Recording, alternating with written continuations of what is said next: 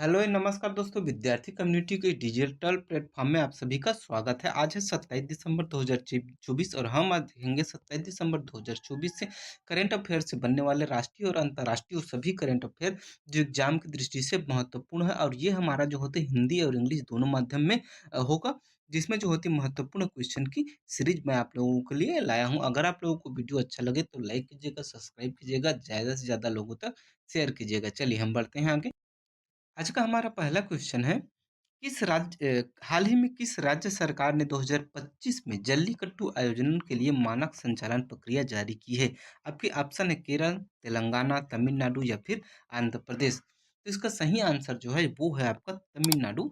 सरकार ने 2025 में जल्लीकट्टू आयोजन के लिए जो होती मानक संचालन की प्रक्रिया जारी की है। जो कि जल्लीकट्टू में जो होती है, यदि इमेज पर देख पा रहे हैं आप लोग, एक बैल होता है जिसे विभिन्न लोग जो होती है पकड़ने की कोशिश करते हैं। और यह जो होती है दक्षिण भारत की बहुत ही प्रसिद्ध एक पर्व के रूप में मनाया जाता है। चलिए आगे बढ़ते हैं।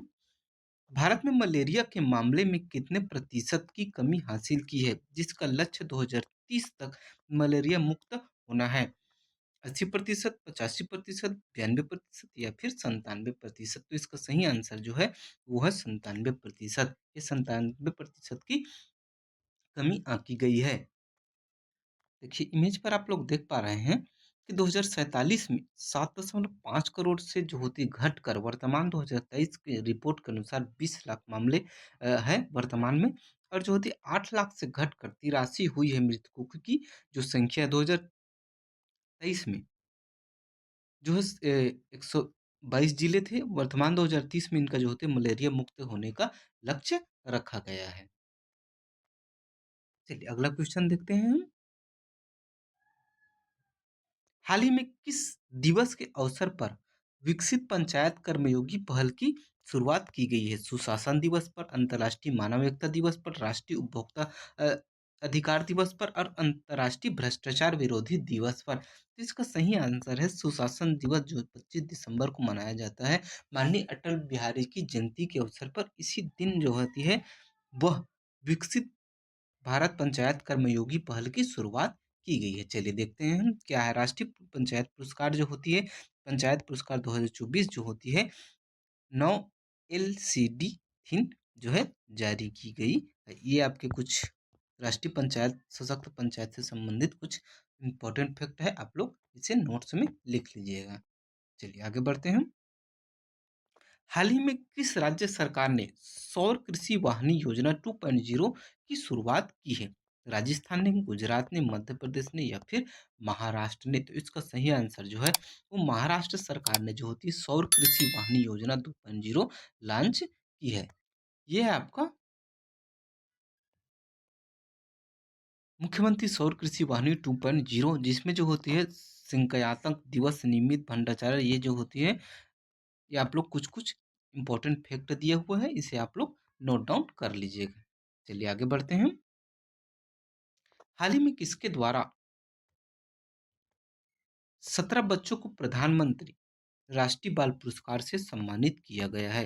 राष्ट्रपति द्रौपदी मुर्मू जी के द्वारा, प्रधानमंत्री नरेंद्र मोदी जी के द्वारा, शिक्षा मंत्री धर्मेंद्र प्रधान के द्वारा या फिर रक्षा मंत्री राजनाथ सिंह के द्वारा? इसका सही आंसर है वो आपका राष्ट्रपति द्रौपदी मुर्मू जी के द्वारा जो होती है उस 17 बच्चों को प्रधानमंत्री बाल पुरस्कार 2024 से सम्मानित किया गया है। देखते हैं ये इसका आयोजन जो होती है 22 जनवरी 2024 के होगा, जो द्रौपदी मुर्मू जी के द्वारा दिया जाएगा विज्ञान भवन नई दिल्ली में आयोजित समारोह में। और जो होती है इसमें 5 से 18 वर्ष की आयु के बच्चों के लिए जो होती है ये बहादुरी के लिए ये दिया जाएगा। ये कुछ कुछ फैक्ट है, आप लोग नोट डाउन कर लीजिएगा। चलिए आगे बढ़ते हैं। निम्नलिखित में से सेडी किस संगठन की तर्ज पर भारत पोल लॉन्च किया जाएगा? एनसीबी, आईबी, आईसीसी, यूएनओडीसी या फिर इंटरपोल? इसका सही आंसर होगा आपका इंटरपोल की सहयोग से भारत पोल लॉन्च किया गया है। चलिए आगे बढ़ते हैं। हाल ही में किसके लिए भारतीय राष्ट्रीय राजमार्ग प्राधिकरण ने राष्ट्रीय राजमार्गों के किनारे आश्रय स्थल बनाने का परियोजना शुरू किया है। यात्रियों के लिए, भिखारियों के लिए, पशुओं के लिए या फिर उपयुक्त सभी। तो इसका सही आंसर जो है ये पशुओं के लिए राष्ट्रीय राजमार्ग प्राधिकरण ने जो होती है आश्रय स्थल बनाने की योजना की पहल की है। चलिए आगे देखते हैं। 8 दिसंबर 2024 में राष्ट्रपति द्रौपदी मुर्मू द्वारा कितने राज्यों के नए राज्यपाल की नियुक्ति की गई है? 3, 4, 5 या फिर 7। तो इसका सही आंसर हो जाएगा आपका ये 5 राज्यों के नए राज्यपाल की नियुक्ति राष्ट्रपति द्रौपदी मुर्मू जी के द्वारा किया गया है। चलिए आगे देखते हैं। हाल ही में गृह मंत्री अमित शाह ने खालिस्तान नवगठित बहुउद्देशीय प्राथमिक कृषि ऋण समितियों का उद्घाटन किया है। 8,000, 10,000, 12,000 या फिर 15,000। तो इसका सही आंसर हो जाएगा आपका ये 10,000। आपका भी आंसर सही है। चलिए आगे देखते हैं।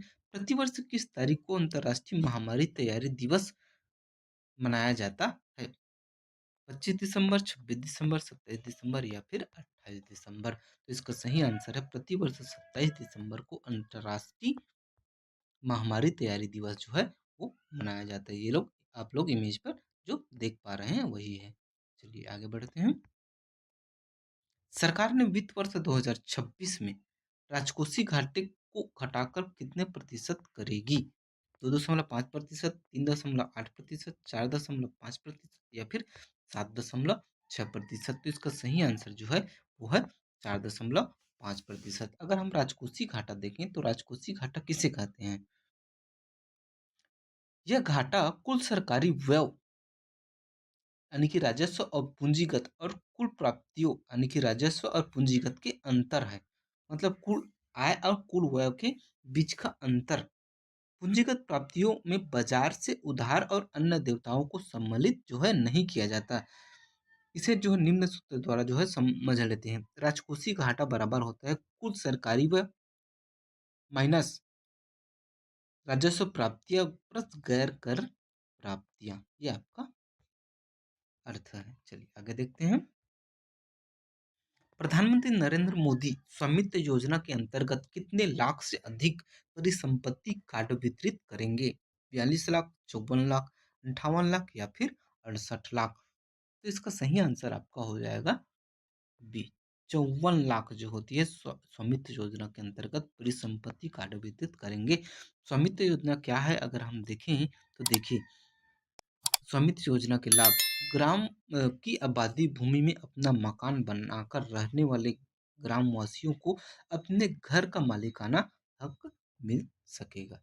चलिए आगे देखते हैं। स्वामित्व योजना से जो है सशक्त हो रहे हैं ग्रामीण संपत्ति को मिल रहा है मालिकाना हक। 35 लाख संपत्ति कार्ड वितरित किए गए हैं और जो होती करीब 1.5 करोड़ जो होती प्रॉपर्टी बांटे गए हैं और 2.89 लाख गाँव में ड्रोन उड़ाने का काम पूर्ण हो चुका है। ये बहुत ही इम्पोर्टेंट योजना है स्वामित्व योजना। चलिए आगे देखते हैं। भारतीय और चीनी नागरिकों को किस देश में 2026 तक वीजा मुक्त यात्रा करने की अनुमति है? मलेशिया, अमेरिका, जापान या फिर सिंगापुर। तो इसका सही आंसर जो होती है वो है ऑप्शन ए मलेशिया। और ये जो होते हैं 2026 तक ही है ना। चलिए आगे बढ़ते हैं। हाल ही में सुप्रीम कोर्ट ने मंदिर उत्सवों में हाथियों के इस्तेमाल पर किस उच्च न्यायालय पर के प्रतिबंधों पर रोक लगा दी है? तब सुप्रीम कोर्ट ने उच्च न्यायालय के प्रतिबंधों पर जो होती है रोक लगा दी है। केरल उच्च न्यायालय, गुवाहाटी उच्च न्यायालय, अमरावती उच्च न्यायालय या फिर इनमें से कोई नहीं। तो इसका सही आंसर है केरल उच्च न्यायालय। आपके ऑप्शन ए सही है। चलिए आगे देखते हैं। हाल ही में किस पक्षी को संयुक्त राज्य अमेरिका के राष्ट्रीय पक्षी के रूप में मान्यता दी है? ग्रेटर रिया, चिमांगो कैराकारा, बांड ईगल या फिर राक कबूत। तो इसका सही आंसर हो जाएगा आपका सी। बांड ईगल को अमेरिका ने जो है राष्ट्रीय पक्षी के रूप में स्वीकार किया है। चलिए आगे देखते हैं। महिला वर्ग में विश्व चैंपियन में रजत पदक जीतने वाले पहली भारतीय पहलवान कौन है? सोनम मलिक, अंशु मलिक, सीमा बिल्सा या फिर संजू देवी। ये कुछ स्टैटिक के इंपॉर्टेंट क्वेश्चन है जो प्रतिदिन में 5 क्वेश्चन आप लोगों को शेयर करता हूँ। इसका सही आंसर है अंशुमली का ऑप्शन बी। चलिए आगे देखते हैं, आधुनिक औद्योगिक प्रणाली के उदय से पहले भारतीय निर्यात की मुख्य रूप से खालिस्तान जैसे विनिर्माण शामिल थे, रसायन, इलेक्ट्रिक्स, हल्की मशीन या फिर सूती और रेशमी कपड़े। तो इसका सही आंसर हो जाएगा आपका सूती एवं रेशमी कपड़े, ऑप्शन डी सही है। चलिए आगे देखते हैं, फाइव पॉइंट सम वन और one night and call centre किस लेखक का उपन्यास है? सुमित सरकार, चेतन भगत, नीलोत्पल मृणल या फिर श्री निवास। तो इसका सही आंसर हो जाएगा आपका चेतन भगत, ये दोनों बुक जो होते इन्हीं के हैं। चलिए आगे देखते हैं, निम्नलिखित में से कौन सी धातु सबसे हल्की धातु है? पारा, लिथियम, एल्यूमिनियम या फिर यूरेनियम। तो इसका सही आंसर जो होती है वो लिथियम, यानी कि ऑप्शन बी आपका सही आंसर है। चलिए आगे देखते हैं, आज का अंतिम क्वेश्चन है, निम्नलिखित में से भारत के किस राज्य में सबसे बड़ी बंजर भूमि है? उत्तर प्रदेश में, बिहार में, राजस्थान में या फिर गुजरात में। तो इसका सही आंसर जो होती है ये राजस्थान में बंजर भूमि होने का कारण है यहाँ रेत यानी कि रेगिस्तान सर्वाधिक है। तो यहाँ तक वीडियो देखने के लिए बहुत बहुत धन्यवाद। अगर आप लोगों को वीडियो अच्छा लगा हुआ हो तो लाइक कीजिएगा, सब्सक्राइब कीजिएगा और ज़्यादा से ज़्यादा लोगों तक शेयर कीजिएगा। मिलते हैं इसी किसी नेक्स्ट वीडियो में, तब तक के लिए जय हिंद, जय भारत।